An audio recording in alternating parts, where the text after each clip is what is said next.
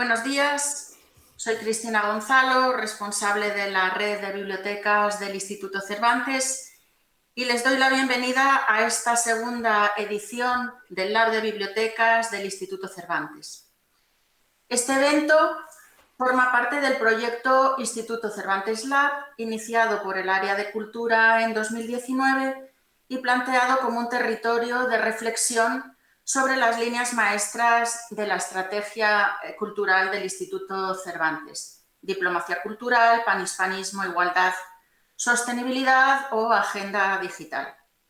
En este marco, la red de bibliotecas del Instituto participa con una propuesta de laboratorio específico bajo el nombre genérico ¿En qué piensas cuando te preguntan si te gusta leer?, que avanzará a lo largo de una amplia programación con dos objetivos: reflexionar sobre el potencial de las bibliotecas en la narrativa, prescripción lectora digital y la formación del lector digital, y promover la lectura y la escritura desde las bibliotecas en tiempos de cambio.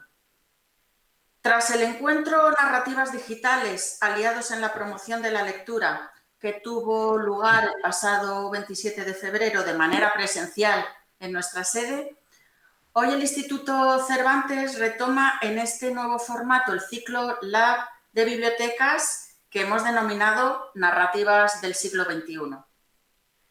Proseguimos el ciclo con una cita: comunicación virtual con el lector y una serie de interrogantes. ¿Constituyen los ciberlectores una comunidad virtual? ¿La comunicación con el otro a través de un dispositivo, jugando con la distancia, transforma el paisaje de los grupos sociales y sus relaciones? Y por otra parte, en este tercer espacio, que es la pantalla electrónica, los límites se difuminan. Ya no es necesario acudir a un lugar ni coincidir en el tiempo para compartir la lectura. Para hablar de ello, contaremos esta mañana con varios expertos y abrimos esta línea de análisis con el investigador Carlos Alberto Scolari. Carlos Alberto Scolari es doctor en Lingüística Aplicada y Lenguajes de la Comunicación por la Università Sacro Cuore di Milano, en Italia. Es catedrático en Teoría y Análisis de la Comunicación Digital Interactiva del Departamento de Comunicación de la Universitat Pompeu Fabra, Barcelona, donde coordina el programa de doctorado en comunicación, y sus investigaciones se han centrado en la evolución de los medios, las interfaces y la narrativa transmedia. Es también investigador principal de los proyectos de Horizonte 2020, Transliteracy y Platcom. Carlos Scolari nos va a hablar esta mañana de la biblioteca Interfaz y su propuesta de cómo debe ser rediseñada. El título de su presentación es precisamente ese: la biblioteca como interfaz, crisis y rediseño. Muy bienvenido, Carlos Scolari. Adelante, le cedo la palabra. Bueno, muchas gracias por la presentación. También gracias a todo el equipo, bueno, Yolanda, equipo técnico que ha hecho posible esta conexión. Me encantaría estar en Madrid, pero bueno, sabemos cómo son los tiempos que corren y bueno, tenemos que ir tirando de estas tecnologías, pero antes o después volveremos a juntarnos en los espacios físicos, sin mascarillas, y podremos debatir, intercambiar ideas. Ahora, bueno, aprovechamos que tenemos estas tecnologías para poder reflexionar sobre lo que está pasando y poder empezar a pensar escenarios futuros, ver por dónde pueden ir las cosas. Y por ese motivo, bueno, he centrado mi intervención en hablar de la biblioteca como interfaz. El concepto de interfaz es un concepto que yo vengo trabajando hace bastante tiempo. Generalmente cuando hablamos de interfaz, ¿no?, pensamos inmediatamente en una computadora. Pensamos que la interfaz es algo digital, la interfaz es una conexión donde hay un mouse, un teclado, un joystick y una pantalla, puede ser una pantalla interactiva. Dentro de la pantalla hay diferentes figuras, iconos, papeleras, carpetas, documentos, ¿no? Es un concepto que ya tiene más de un siglo de vida. Interfaz ya aparecía en el diccionario de Oxford como interface a finales del siglo XIX, pero digamos que ya de los años 80, cuando aparecen precisamente las computadoras con interfaz gráfica de usuario, ¿no? Por ejemplo, el Macintosh, después vino el Windows. El concepto se fue popularizando, pero siempre en esta dimensión, ¿no? La interfaz como un lugar de intercambio entre un sujeto, un usuario y una máquina digital a través de una serie de dispositivos físicos y tecnológicos, electrónicos, digamos también. Hardware y software que están ahí combinados en la interfaz gráfica de usuario. Bueno, mi investigación un poco ha ido en la línea de ampliar este concepto, ¿no? Por un lado, sabemos que no solo las máquinas digitales tienen un lugar de interacción con el usuario, también cualquier tecnología podemos decir que tiene una zona, un espacio de interacción. Este teléfono, viejo teléfono analógico con el disco, no era un dispositivo digital, era un dispositivo electromecánico, diríamos, de comunicación, que obviamente tenía un espacio de interacción con la persona que quería hacer una llamada o recibía una llamada, ¿no? Había que introducir el dedo, girar el disco, había una forma de tomar el tubo, ¿no? Una parte de micrófono, una parte para escuchar también. Y digamos que, bueno, también este objeto tenía una interfaz. De la misma manera, podemos decir que un libro tiene una interfaz, ¿no? Esta interfaz fue desarrollada hace 2000 años, ¿no? A partir de los primeros códices de pergamino. Y el libro es un dispositivo que uno puede navegar, tiene un índice, tiene una numeración, una distribución del contenido, o sea que también tiene una zona de interacción con el usuario, diríamos en este caso con los lectores y lectoras. Si empezamos a mirar alrededor nuestro, estamos rodeados de objetos tecnológicos que tienen una interfaz de usuario, una puerta, un coche, una máquina fotográfica, etcétera, etcétera, etcétera, ¿no? Bien, eh, acá ya dejamos la interfaz como una cosa muy digital y la pasamos a otra escala. Pero ¿qué pasa? Si desarmamos un teléfono, por ejemplo, descubrimos que está conformado por diferentes elementos que yo llamo actores tecnológicos. Si yo desarmo el teléfono, puedo tener el tubo por acá, el disco por otro lado, todos los componentes internos. Y lo interesante es que si yo desarmo, por ejemplo, el disco del teléfono, del viejo teléfono, voy a seguir encontrando cada vez más elementos vinculados entre sí y queremos, si queremos podemos llegar hasta una escala molecular, diríamos, ¿no? Pequeños átomos que están vinculados, que conforman la materialidad de este objeto. Vemos que en una interfaz, ¿no? Empezamos a pensar la interfaz como una conexión, como una red. Vemos que hay diferentes actores tecnológicos, diríamos, piezas, elementos tecnológicos. Hay actores humanos, no solo los usuarios, también están los actores, los que han diseñado, los ingenieros, los que han creado este teléfono, ¿no? Aunque no estén presentes cuando uno hacía una llamada telefónica, todo el diseño, el saber, las estrategias, las ideas de estos ingenieros, creadores y diseñadores están presentes todavía en ese objeto. Si vamos a una escala más allá, bueno, podemos empezar a pensar a la interfaz como una red de actores, ¿no? Una red de actores humanos, tecnológicos, pero también institucionales, ¿no? Porque hay un código que regula, por ejemplo, las comunicaciones en ese teléfono o nuestras interacciones con una computadora. Hay leyes europeas, leyes internacionales, leyes nacionales que regulan el funcionamiento de las empresas que fabrican la tecnología y los usos que podemos hacer también con las tecnologías. A partir de una pequeña cosa que era la interfaz de usuario, mi reflexión me ha ido llevando a pensar la interfaz, como dice aquí, como una red que conecta diferentes tipos de actores, pueden ser actores tecnológicos, actores humanos, actores institucionales, y dentro de esa interfaz se dan diferentes relaciones, diferentes tipos de procesos también. Un poco estas ideas las he desarrollado en un libro que salió en el 2018, editorial Gediza, se llama precisamente Las leyes de la interfaz, ahí hago una lectura, digamos, comienzo de esta idea básica de interfaz y la llevo a otra dimensión.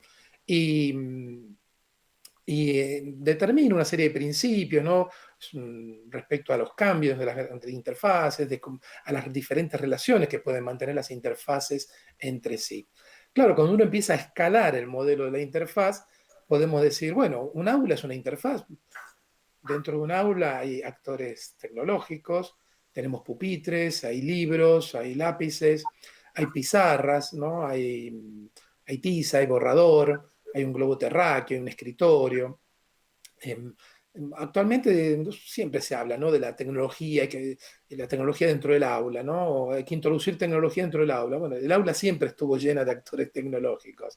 Eso no es precisamente nuevo. Desde las viejas tablillas o incluso de cera que se utilizaban en una época para hace más de 2000 años para aprender a escribir, la enseñanza, el proceso de enseñanza-aprendizaje siempre estuvo lleno de actores tecnológicos y obviamente actores institucionales, porque acá, más allá de los actores humanos, los chicos, las chicas, el profesor, la profesora, más allá de ellos, tenemos actores institucionales. La escuela en sí mismo es un actor institucional que regula lo que pasa dentro del aula. Podemos subir a nivel del ministerio que determina los planes de estudio. Podríamos ir incluso a nivel europeo, ¿no?, en el caso de España. O sea, vemos que en un aula confluyen, hay una relación de diferentes actores humanos, hay diferentes actores tecnológicos, también institucionales, y toda una red de relaciones, un tipo de relación. No es lo mismo la relación entre dos alumnos que la relación entre uno de esos alumnos y el profesor o la profesora, ¿no? Y en eso tenemos toda una larga reflexión pedagógica, cómo debería ser la relación entre docente y alumno, ¿no? Pensemos todas las teorías y propuestas de Paulo Freire, por ejemplo, ¿no?, que él proponía una educación más dialógica, más equilibrada, diríamos, en la relación entre el maestro y el alumnado, ¿no? Bien, lo interesante de este modelo de análisis basado en el concepto de interfaz, que puede ser escalado, ¿no?, en el sentido que yo puedo analizar la escuela como una interfaz, el aula como una interfaz, puedo analizar la escuela como una interfaz, puedo estudiar todo el sistema educativo como una interfaz. En ese sentido es un modelo bastante flexible, yo digo que es fractal, ¿no?, porque se puede aplicar en diferentes niveles. Claro, además de interfaces educativas, ¿podemos considerar la política o incluso la democracia como una interfaz? Bueno, hay actores humanos, por supuesto.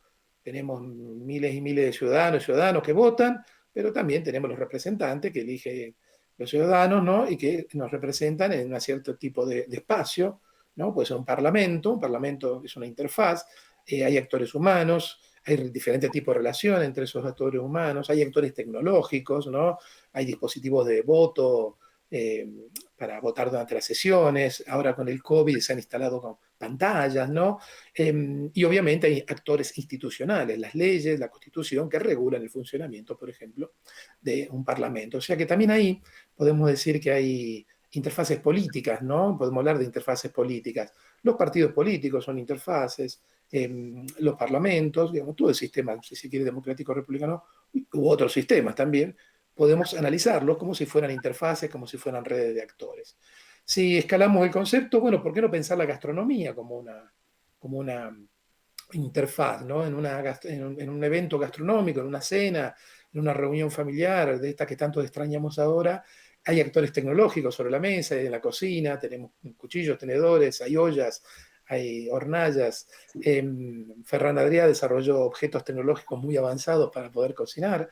Tenemos actores humanos, obviamente, dentro de la cocina, en el comedor. Tenemos actores institucionales, tenemos un menú, ciertas reglas, ¿no?, tabúes también a la hora de la cocina. O sea que podemos considerar también la gastronomía una gran interfaz. En este caso se podría hablar de interfaces gastronómicas. Sigamos, ¿por qué no pensar en los museos como interfaces? Serían interfaces culturales, ¿no? Y el museo es una gran máquina que es una interfaz, hay actores humanos, la gente que visita, la gente que cuida, los curadores del museo, los que mantienen en vida y preservan las obras. Hay tecnología dentro de los museos, hay audioguías, hay cámaras de seguridad, hay protocolos de uso de los museos. Estos protocolos han tenido que ser cambiados en los últimos meses para poder gestionar, digamos, las visitas en la reapertura después de la fase más dura de la pandemia, pero podemos analizar los museos también como interfaz y obviamente llegamos a lo que nos interesa, que son las bibliotecas como interfaces. Evidentemente, una biblioteca puede ser considerada una interfaz, puede ser analizada como si fuera una interfaz, porque en una biblioteca tenemos actores humanos, tenemos actores tecnológicos y tenemos obviamente también actores institucionales que son los que regulan un poco el funcionamiento de la interfaz. Bien, vemos que este modelo de interfaz, en el cual yo vengo trabajando hace bastante tiempo, es bastante útil. La idea es recuperar la experiencia del diseño de interfaces de usuario, del diseño de interfaces digitales, digamos, recuperar más de 25 o 30 años de experiencia que ya hay en el estudio de las interfaces digitales para poder, por ejemplo, detectar problemas en la interfaz. ¿Qué es lo que no funciona en una interfaz? Hay mucha experiencia, hay muchos métodos de investigación, hay mucha teoría también acumulada en el ámbito de las interfaces digitales, ¿no? Destinado a detectar problemas, fricciones, tensiones en el funcionamiento de una interfaz y poder mejorarlas. Digamos que mi idea al escalar el concepto de interfaz y hablar, por ejemplo, de biblioteca como interfaz, es un método, un enfoque que nos permite detectar problemas y pensar en cómo rediseñar esta interfaz también, ¿no? Bien, la interfaz biblioteca, bueno, abro un pequeño paréntesis, es quizá un poco redundante teniendo en cuenta la audiencia que tenemos, pero bueno, es una interfaz que no es precisamente nueva.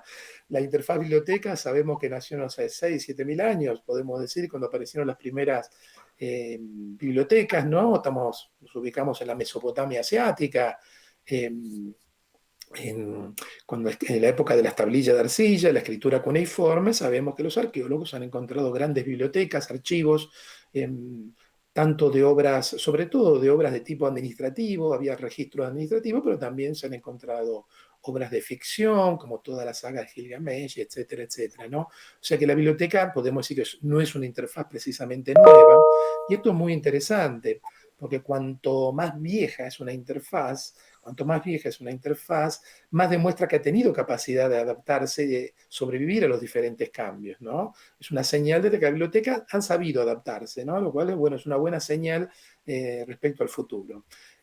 Claro, bueno, en la antigüedad, obviamente la referencia, Irene Vallejo ha escrito páginas hermosas sobre toda esta historia, ¿no? La gran biblioteca de Alejandría.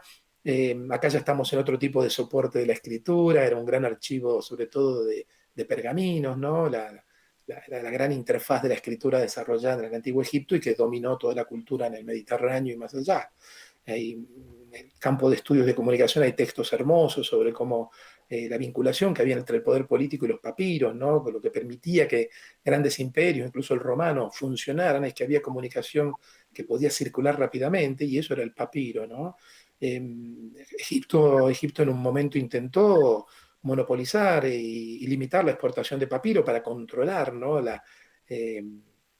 Un poco diríamos hoy, para controlar las redes sociales, ¿no? Para las redes de comunicación, y eso generó que en Persia, en Pérgamo, ¿no? se desarrollara el pergamino, ¿no?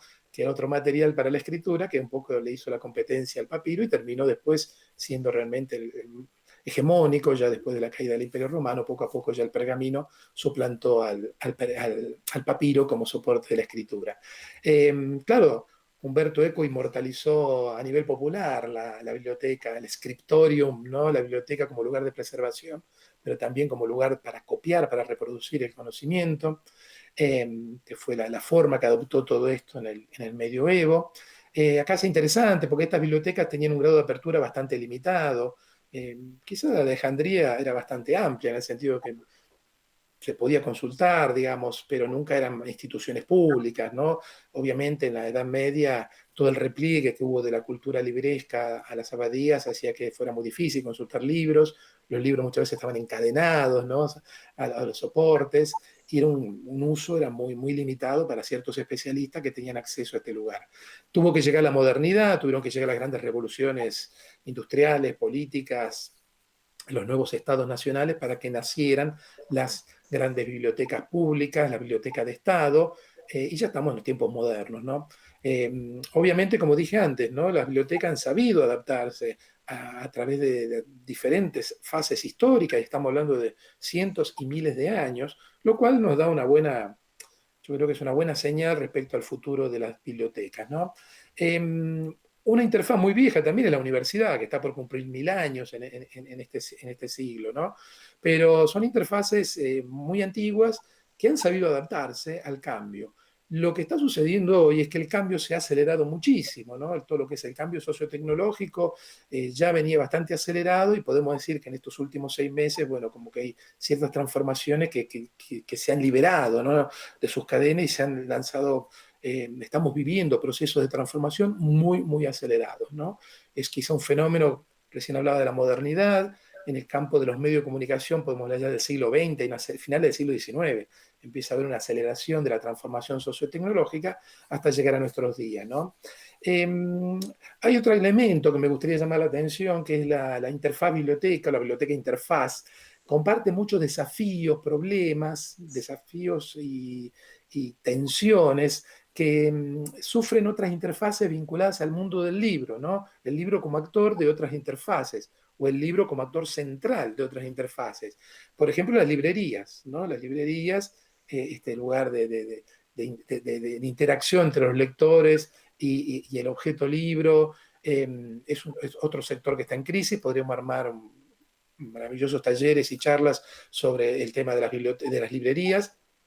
Y la otra interfaz que había puesto el libro al centro de su dispositivo de transmisión de conocimiento, las escuelas, las universidades, ¿no? Digamos que todas las interfaces que tenían al libro como actor central sufren la crisis de todo primero de un actor que está en proceso de transformación, y eso afecta realmente a todas las interfaces que se habían construido alrededor en este caso, del actor libro, ¿no?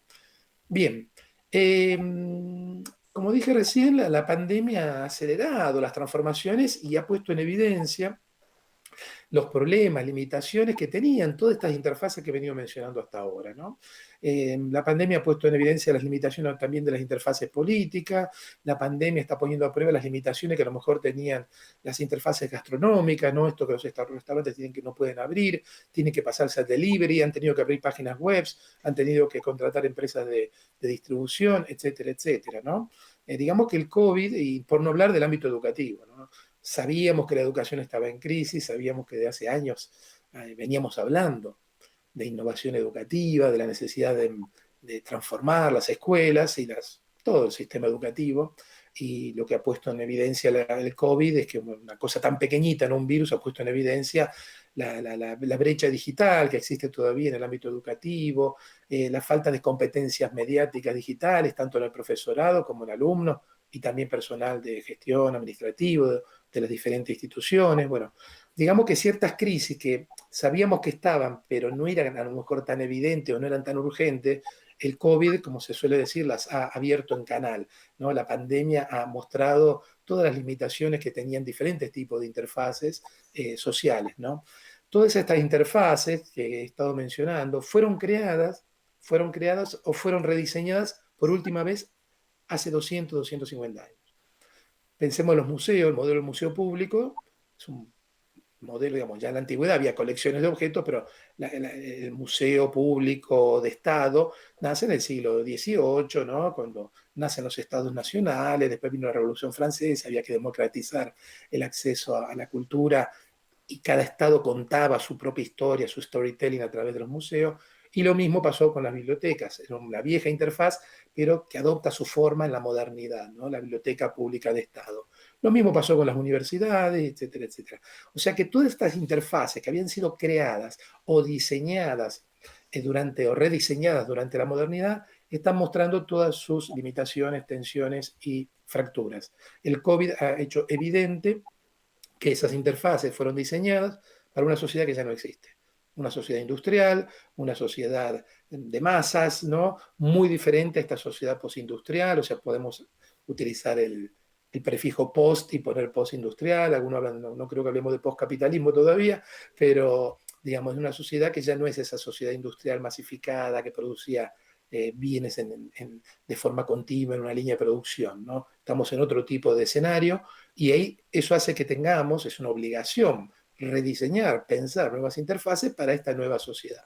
En ese sentido, el virus ha puesto en evidencia la complejidad y la incertidumbre que tiene este mundo que nos rodea, ¿no?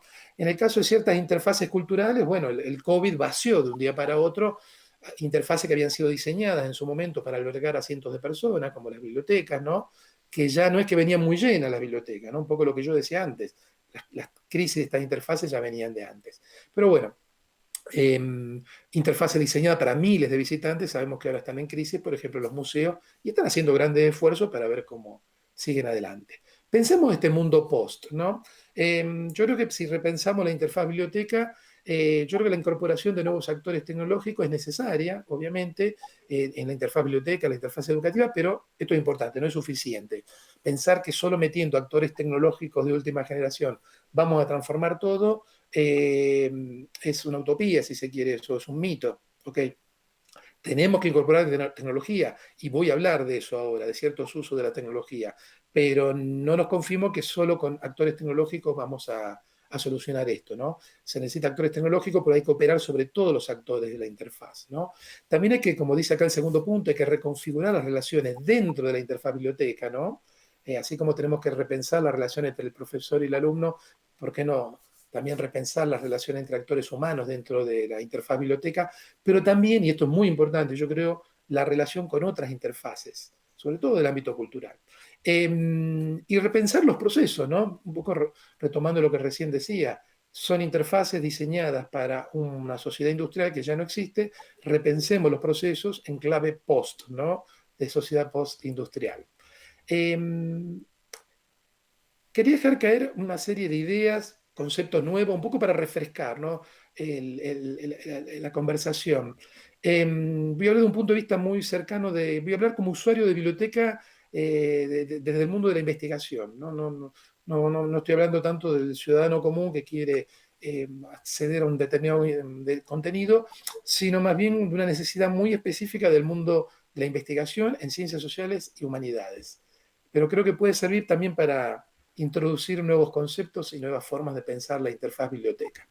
Voy a hablar de analítica cultural, es Cultural Analytics en inglés. Es un concepto que desarrolló un investigador eh, ruso, pero que ha hecho buena parte de su carrera en Estados Unidos, que es Lev Manovich. Es un investigador muy conocido en el ámbito de las humanidades digitales, los estudios de comunicación, y acaba de publicar este libro, Analítica Cultural, donde él recopila acá los proyectos en los cuales ha trabajado en los últimos 15 años. Manovich es un tipo muy interesante. Él se formó en la vieja Unión Soviética cuando era joven, es un experto en cine, en formalismo ruso, se fue a vivir a Estados Unidos, era programador, se dedicaba al arte, a la investigación científica, o sea, es una persona muy ecléctica, sabe programar, sabe de arte, sabe de teorías de la comunicación, investiga, publica papers, pero hace exposiciones artísticas también. Es una figura casi recupera el espíritu de los Leonardo da Vinci, ¿no? Estas figuras que tocaban en diferentes orquestas con diferentes estilos. Bien, ¿qué es la analítica cultural? Bueno, para que lo entiendan, son proyectos, ¿no? Me olvidé decirle que Manovich también trabajó mucho en cuestiones de narrativa, cómo crear historia a partir de base de datos, ¿no? Sus libros de hace 20 años habían reflexionado mucho sobre la cuestión de pensar nuevas formas de storytelling interactivo, ya no que se organizan de manera lineal, sino que trabajan a partir de bases de datos con miles y miles de textos o imágenes, ¿no? Ese filón de investigación lo llevó a desarrollar la analítica cultural. Esta es una investigación, uno de los proyectos en los cuales trabajó Lev Manovich y su equipo. Él está en City University, ahora en New York. Estas son más de 4.000 portadas de la revista Time, ¿no? Claro, él acá, bueno, consiguieron base de datos y a través de diferentes dispositivos de visualización de información pudieron detectar patrones en la evolución de las portadas de la revista Time que si uno lo hubiera hecho de la manera tradicional, con la portadas a mano en papel, hubiera sido imposible, ¿no? Generalmente los estudios en humanidades, pero también en ciencias sociales, trabajamos el concepto de muestra, ¿no? Hubiéramos elegido una tapa por año, una portada por año, cada 10 años, y se hubiera hecho un análisis semiótico profundo o estético muy profundo de un pequeño corpus de imágenes. Aquí la idea es trabajar con todas las portadas de revista Time. Para eso, obviamente, se necesita contar con bases de datos digitalizadas de todas estas publicaciones. Lo que permite la analítica cultural es ver cosas que, digamos, nosotros podemos utilizar la metáfora del árbol y del bosque, ¿no? La analítica cultural nos permite ver el bosque, es como la foto satelital que nos muestra Google, que están utilizando también, por ejemplo, los arqueólogos para buscar templos enterrados, por ejemplo, ¿no? De la misma manera, una persona que trabaja en humanidades o ciencias sociales puede tener un enfoque diferente, puede determinar patrones que, si uno analiza un puñado de estas portadas, a lo mejor no lo detecta. Esto nos permite hacer la analítica cultural. Este es otro proyecto de Lev Marovich, sumamente interesante. Aquí obtuvieron 1.000.000 de páginas de manga, ¿no? Los cómics japoneses, y también aquí la industria del manga tiene 4 grandes géneros y ellos descubrieron que en realidad, bueno, había toda una serie de subgéneros a partir del análisis de, aplicando esta analítica cultural, digamos, una mirada lejana, viendo los patrones a partir gráficos, por ejemplo, de la densidad de la tinta, por ejemplo, en las diferentes páginas, ¿no? Este otro proyecto fascinante, acá son todas las obras de Vincent Van Gogh. Al poner todas las obras de Van Gogh y ir jugando con las diferentes formas de visualización, se detectan patrones en la pintura de Vincent Van Gogh que un poco desafían las clasificaciones o la historia estética de Van Gogh que se venía contando hasta ahora, ¿no? Que cuando él estaba en París pintaba de una cierta manera, con ciertos tonos, y que después se fue al sur de Francia y pintó, bueno, eh, a través de poder ver todas las obras de Van Gogh y poderlas distribuir, hacer lo que Manovich llama un mapping o un remapping, ir cambiando la forma de visualización, se pueden descubrir patrones, formas que desafían cosas que se venían diciendo, digamos, por ejemplo, en la historia del arte, ¿no? Que incluso están, incluso hay análisis del impresionismo basados en un puñado de obras, ¿no? Se calcula que son 150 las obras más citadas de pintura impresionista, cuando hubo miles y miles de obras pintadas, por ejemplo, en Francia a finales del siglo XIX. Cuando uno ve todas esas obras, estos movimientos, las vanguardias, toman otra dimensión, ¿no? Bien, yo creo que esto es un desafío para las bibliotecas. Europa está avanzando, sabemos que existe esta magnífica base de datos, de información y de obras que es europeana. Manovich la menciona entre uno de sus lugares favoritos para hacer investigación, pero yo creo que aquí hay un desafío enorme por parte de las bibliotecas, ¿no? Si pensamos incluso en términos evolutivos, históricos, nos cuesta mucho imaginarse que en una nueva fase, ¿no?, de esta larga evolución de la interfaz biblioteca, la digitalización de los fondos adquiere ya una dimensión diferente incluso a la que veníamos hablando en los últimos años, ¿no?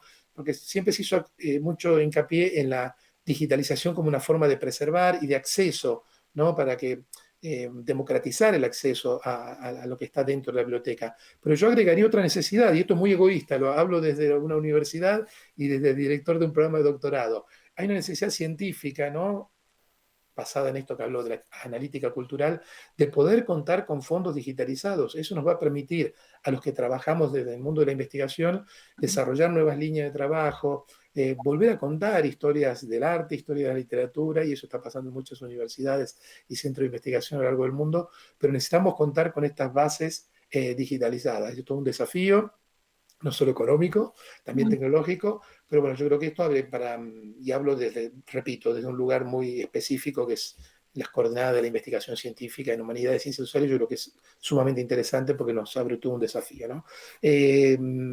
Tenemos que justamente desafíos a resolver el tema de la brecha digital, que ya lo mencioné antes, las competencias mediáticas digitales, la conectividad, o sea que hay toda una serie de cuestiones vinculadas a los actores humanos y a los actores tecnológicos detrás de toda esta idea, ¿no? Bien, ya para ir terminando, bueno, en otro de mis libros que publiqué el año pasado, se llama Media Evolution, aparecía esta página, ¿no? Eh, Porque bueno, esta es la otra pata del tema de la digitalización, ¿no? Podemos leer un PDF dentro de 100 años, o sea, hoy podemos leer una tablilla de arcilla que se hizo hace 6.000, 7.000 años, y hoy no podemos leer, por ejemplo, nos cuesta muchísimo leer los datos de la primera década de exploración espacial. Por ejemplo, todos los datos de los primeros satélites de los años 60 de la NASA están en un formato, en unas cintas que hoy es muy difícil poder recuperarlos, ¿no? Hay que tener el hardware de esa época y poder reconstruir la interfaz tecnológica y poder acceder a esos datos. Claro, hoy podemos leer un PDF. Yo no sé si dentro de 100 años, 200 años podremos leer un PDF. Alguien me dijo, no, porque son formatos abiertos. Bueno, el PDF no es un formato abierto, es un formato empresarial también, ¿no? Eh, Siempre que hay formatos abiertos, sí se trata de que sea retroactivo, ¿no? Cuando evoluciona el HTML, por ejemplo, se trata de que se puedan leer las viejas páginas, pero eso estamos hablando de 25 años, que pasará de acá cientos miles de años. O sea que la preservación de los originales también es importante, es fundamental, diría. Y acá quería introducir otro concepto. Este es un concepto que viene muy de la tecnología 5G, inteligencia artificial, visualización de información, que se llama el Digital Twin, sería el mellizo, el gemelo digital.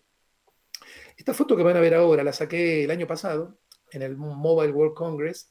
Era un stand de la empresa, esto está en Huawei, por atrás se ve la bandera de Suecia, pero era el stand de Huawei, de la empresa china. Eh, Ahora se habla mucho de la ciudad inteligente, la Smart City, ¿no? Y poder tener sensores en la ciudad para detectar en cualquier momento cambios de temperatura, consumo eléctrico, consumo, tráfico, etcétera, etcétera, ¿no? Eso vinculado a la inteligencia artificial permite prever si hay atascos, ¿no? Derivar tráfico de un lado a otro de la ciudad. Y se ha trabajado este concepto que a mí me parece fascinante, que es el Digital Twin, ¿no? Que sería el gemelo digital. O sea, tenemos la ciudad real, de carne y hueso, diríamos, y tenemos una ciudad digital que la podemos visualizar, ¿no? Imagínense un alcalde de una ciudad con esta pantalla y de ahí tiene un chequeo permanente de lo que está pasando en la ciudad, y se puede actuar en caso de cualquier tipo de disrupción o de emergencia. Esta tecnología, por ejemplo, permite tener diferentes capas de información.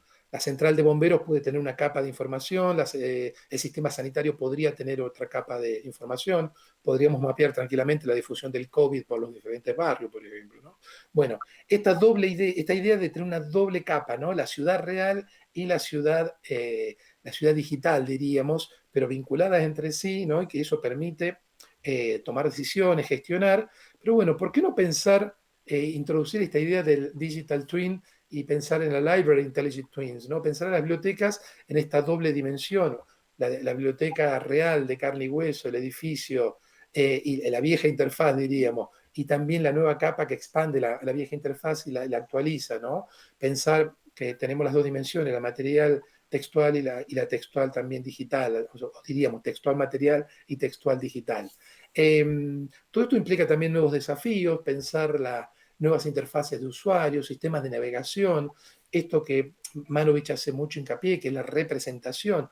No solo hay que tener escaneados, digitalizados muchos documentos, sino también cómo los podemos presentar. Y acá me quería también retomar un poco lo que era la vieja experiencia de Manovich, ¿no? Él hace 20 años, en un libro que se llama The Language of New Media, el lenguaje de los nuevos medios, él proponía contar nuevas historias a partir de bases de datos, ¿no?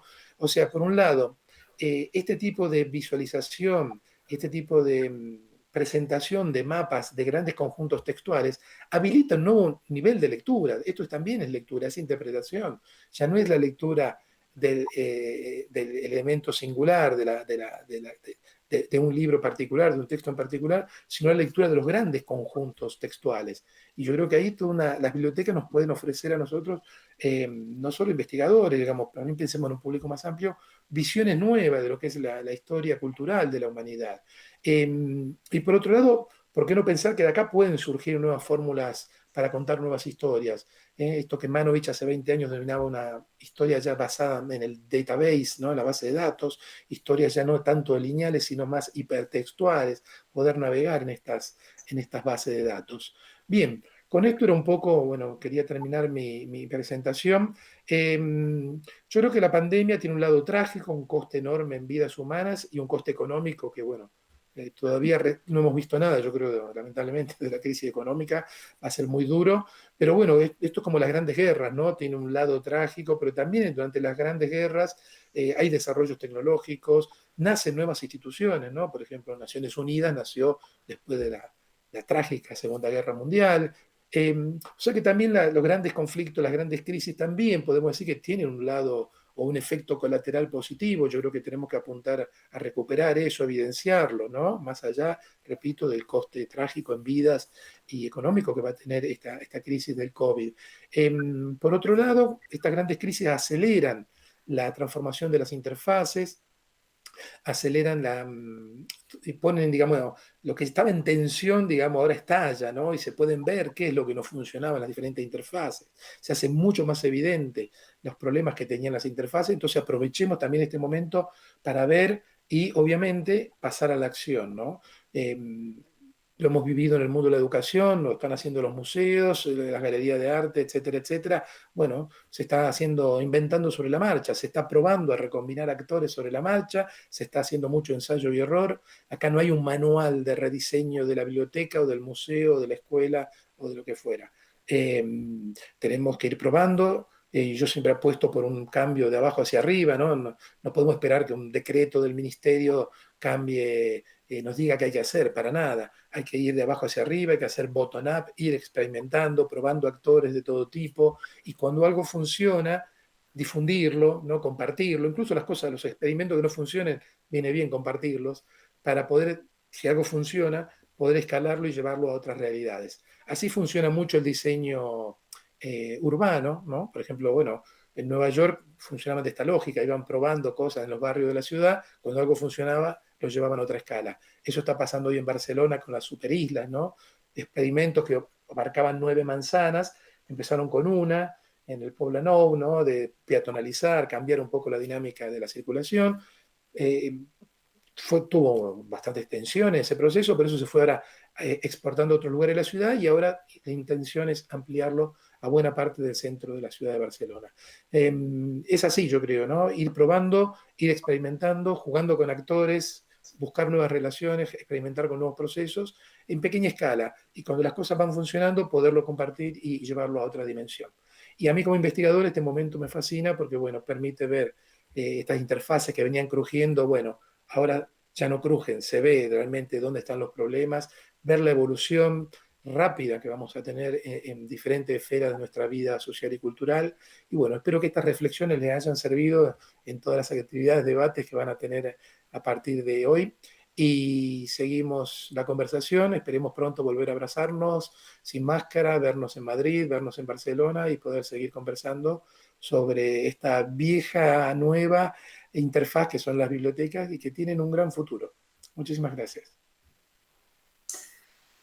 Muchas gracias a usted, Carlos, y muchas gracias por esta charla tan inspiradora y este planteamiento sobre la biblioteca como interfaz y sobre la interfaz, el significado de interfaz en general. Pero pensando en este mundo post que usted ha mencionado y repensando el ecosistema de estos interfaces y de los actores tecnológicos, tenemos una pregunta. ¿No estamos yendo directamente y a toda velocidad a un iceberg que destruirá la sociedad? ¿Es posible frenar la aceleración tecnológica? Claro, eso es todo un debate sobre este tema, ¿no? Esto se encuadra, podríamos decir, en el gran debate sobre el tema del antropoceno, ¿no? Esta gran transformación que ha generado el Homo sapiens sobre la Tierra, de eso ya no hay dudas. Se discute si esto empezó hace 10.000 años, si esto empezó con el descubrimiento de América y el trasvasamiento de interfaces, perdón, de especies biológicas entre Europa y las Américas y otros viajes de exploración. Otros dicen que el antropoceno comenzó con la revolución industrial y las máquinas de vapor. Otros dicen que empezó con las bombas atómicas, ¿no? Después del año 45. Más allá de eso, evidente que el Homo sapiens está transformando la realidad de su planeta y que vamos por mal camino. Claro, aquí hay como que hay varias perspectivas, ¿no? Una es la que se llama el aceleracionismo, que es una filosofía. El aceleracionismo toma nota de esta gran transformación y lo que propone dice, necesitamos más tecnología. O sea, si esto hemos propuesto, digamos, si fue la tecnología que propuso el Homo sapiens la que generó todo este lío en el ecosistema del planeta Tierra, solamente otras tecnologías nos pueden ayudar a solucionar esto rápidamente. O sea, habría una apuesta por mayor tecnología que permita, por ejemplo, coches eléctricos, etcétera, etcétera, tecnología sustentable, etcétera, etcétera. Y por otro lado, claro, después está el otro movimiento, que no son grandes movimientos, digamos ahí son iniciativas, cosas que a lo mejor apuntan más al pasado, a sacar el pie del acelerador, diríamos, y quizás volver a un pasado. Alguna de estas ideas también tiene un tono bastante romántico, ¿no? Pensar que podemos volver a un pasado, no sé, preindustrial. Eso ya pasó en el siglo XIX, con la Revolución Industrial hubo movimientos, ¿no? Había luditas que destrozaban las máquinas porque explotaban a las personas. No es casual que el romanticismo haya nacido en consonancia con la Revolución Industrial, un retorno a un mundo de pastores, ¿no? Que había quedado atrás y que fue mitificado. Quizá, bueno, habría que sacar el pie de acelerador en algunas cosas, en otras cosas a lo mejor la tecnología nos puede ayudar. Acá evidentemente estamos al grado mayor de incertidumbre. Pero bueno, yo creo que si nos quedamos en la visión de que acá no hay salida, bueno, no sé, nos replegamos y nos ponemos a ver Netflix. Yo creo que se pueden hacer cosas, se están haciendo cosas. Yo creo que la pandemia ha puesto en evidencia también la gran capacidad de adaptación que tiene el Homo sapiens, ¿no? De un día para otro se rediseñaron un montón de actividades, mal o bien, con poca tecnología, inventando cosas, pero bueno, eh, digamos que bueno, podemos considerar esto como una gran escuela, ¿no? Como dijo Alessandro Barico, la pandemia esta quizá nos prepara para las próximas crisis. Si sabemos aprender de esta crisis, de esta primera pandemia, a lo mejor estamos mejor preparados para la próxima, que va a ser solamente, seguramente el gran cambio climático. Bien, y hablando de crisis, tenemos otra pregunta que hacerle. ¿Es la interfaz biblioteca o es la interfaz libro la que está en crisis? Sí, como dije antes, bueno, hay muchas interfaces que tenían al libro como actor central, diríamos, las que están afectadas. Claro, acá, bueno, si nos focalizamos en el libro, como dije, el libro que nosotros, el libro en papel, hablemos del libro clásico en papel, es un objeto, es una interfaz que tiene 2000 años, ¿no? Cuando se pasó del rollo de papiro al códice que se podía hojear, ¿no? Digamos que esta interfaz tiene 2000 años de vida. Eh, Se fue perfeccionando, ¿no? En el medioevo a través de los copistas, y la llegada de Gutenberg hace 5 siglos lo que hizo fue mecanizar la reproducción de ese libro. Pero Gutenberg no introdujo grandes cambios en cómo era el libro en sí mismo, ¿no? Es más, los primeros tipógrafos querían copiar el libro hecho a mano porque era un objeto que costaba mucho dinero, muy prestigioso, entonces había que copiarlo mecánicamente, ¿no? Después el libro siguió evolucionando, pero bueno, acá bueno, se abre todo el debate, ¿no? Sobre el futuro del libro. Es un debate que ya lleva casi sí, un par de décadas, diríamos, no, un poquito más, casi 4 décadas. Y los libros siguen ahí todavía. Algún tipo de libro, por ejemplo, las viejas enciclopedias, obviamente no existen más. Eh, Porque bueno, se encontró una cosa que funciona mejor, que son las enciclopedias online, ya sea la Wikipedia u otras hechas por profesionales, pero vemos que el libro todavía, bueno, sigue gozando de buena salud. Ha habido procesos, hay procesos de concentración económica, esto pasa también siempre que hay crisis, ¿no? Pero bueno, yo creo que la transformación de la textualidad, el pasaje a lo digital, las nuevas prácticas de lectura, lo que mi colega Francisco Alvarelo llama lecturas transmedia, ¿no? Ha complejizado todo el mundo del libro, que era un mundo simple, ¿no? Estaba el editor, el autor, el librero y el lector, ¿no? Y era una cadena bastante lineal que funcionó durante 5 siglos. Eh, yo creo que es una crisis dentro de otra, para responder a la pregunta, ¿no? Porque está en crisis un poco el soporte libro, pero también eso radia efectos, ¿no? A toda la interfaz que incluía ese actor. Como dije antes, las interfaces son fractales, ¿no? Pero bueno, yo creo que es muy probable que la solución venga al mismo tiempo, ¿no? Si logramos resolver la crisis de la interfaz libro a través de, no negando la digitalización, sino trabajando en todas las dimensiones y cómo potenciar esto sin abandonar el pasado y presente del libro impreso. Y pensamos también a nivel macro, las instituciones, las interfaces que giramos alrededor de eso, yo creo que la solución puede venir de manera conjunta, ¿no? De ambos niveles de la interfaz libro y la interfaz biblioteca. Y cuando se menciona la posibilidad de reconfigurar las relaciones con otras interfaces, se habla de distintas interfaces, ¿se incluye los medios de comunicación también? ¿Se piensa en los medios de comunicación como interfaz? Sí, ¿por qué no? ¿Por qué no? Los medios son interfaces, sí, tenemos actores humanos delante y detrás de las cámaras, tenemos actores tecnológicos y tenemos actores institucionales que regulan el funcionamiento, o sea, también los medios de comunicación podemos considerarlos como interfaces. Claro, cuando hablamos de reconfigurar las relaciones, por un lado decíamos, bueno, dentro de una interfaz, pero también con otras interfaces, ¿no?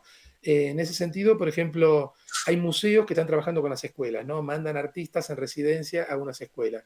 Y ahí, bueno, podemos ver un buen ejemplo de colaboración, de sinergia entre dos interfaces, una interfaz educativa y una interfaz cultural. Si pensamos en el caso de bibliotecas y medios de comunicación, se me ocurre un ejemplo muy interesante que se vivió en la Biblioteca Nacional de España, que era toda esta relación que hubo con el Ministerio del Tiempo, con la serie de televisión, que en realidad no era serie, era un proyecto, se convirtió en un proyecto transmedia, ¿no? Recuerdo episodios donde se hablaba de Isabel la Católica y se tuiteaba sobre eso y la biblioteca articulaba su estrategia online, digamos, con la gente de Radio y Televisión Española, del Ministerio del Tiempo, y se evidenciaba que el testamento de Isabel la Católica estaba en PDF disponible en la web, y eso generaba infinidad, bueno, incrementaba muchísimo las visitas. Bueno, podría ser un ejemplo, ¿no? de interacción entre dos interfaces diferentes, una mediática y la interfaz biblioteca, para buscar esta realimentación, este intercambio, este rediseño quizá de una relación, ¿no? Lo mismo se podría pensar con otras interfaces culturales, por ejemplo, museos, que seguramente ya se hacen cosas y se podrían potenciar. Pero bueno, yo creo que digamos, la solución no viene solo de mirar hacia adentro la interfaz, sino también de ver hacia afuera, buscar promiscuidad, ¿no? Interacción, intercambio de actores con otras interfaces. Si nosotros vemos cómo funciona la innovación nunca viene del centro, ¿m? De los grandes sistemas, de las grandes empresas. La innovación siempre viene de la periferia, donde a lo mejor ahí, como yo siempre digo, el ojo de Sauron no llega a ver hasta allá tan lejos. Y es ahí donde hay mucha promiscuidad, hay intercambio de actores, ¿no? Y esto es así, ha sido siempre así en la historia de la evolución tecnológica, ¿no? Hay que mirar a la periferia de los sistemas, no tanto al centro, porque es justamente en la periferia donde las diferentes interfaces se pueden solapar e intercambiar cosas. Muy interesante. Y volviendo a algunos investigadores de los que ha hablado, como Franco Moretti, algunos investigadores pues, han tratado la evolución de los géneros o de la novela a partir de los metadatos de los metadatos de las bibliotecas. ¿Y en qué se diferencian de la analítica cultural de Lev Manovich de la que ha hablado?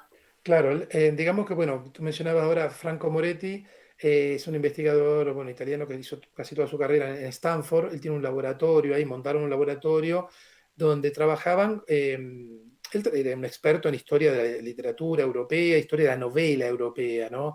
Y él, claro, un día, hace ya varios par de décadas, dice, a ver, la historia de la literatura es un puñado de obras del canon, que hemos leído los expertos, y a partir de ahí, ¿no? Un poco lo que yo conté antes de Van Gogh, ¿no? Del impresionismo. Se construye un pequeño, un ejemplo, un sampling, ¿no? De obras clásicas del siglo XIX, no sé, en Inglaterra, y ahí, a partir de ahí se cuenta la historia de las novelas, del género de novela en Inglaterra. ¿Qué pasa? Cuando uno ve todas las novelas que se habían publicado en inglés en el siglo XIX, era una cantidad impresionante, y se estaba analizando una pequeñísima parte, ¿no? Entonces, bueno, ahí Moretti y su equipo desarrollaron un concepto que es de distant reading, mirada distante, ¿no? Dijeron, primero, no podemos leer todas las novelas publicadas en Inglaterra en el siglo XIX. Lo que sí podemos hacer es ir a las bibliotecas, agarrar todos los archivos, ver las obras de ficción que eran de formato grande, novela, y digitalizar esa información, los metadatos, y a partir de ahí, claro, él empezó a mostrar patrones, por ejemplo, en la evolución del género, en la evolución de los subgéneros. Después amplió su estudio a Francia, Italia, otros países. Identificó patrones comunes en el nacimiento de la novela en diferentes momentos del siglo XIX en los diferentes países, etcétera, etcétera, ¿no?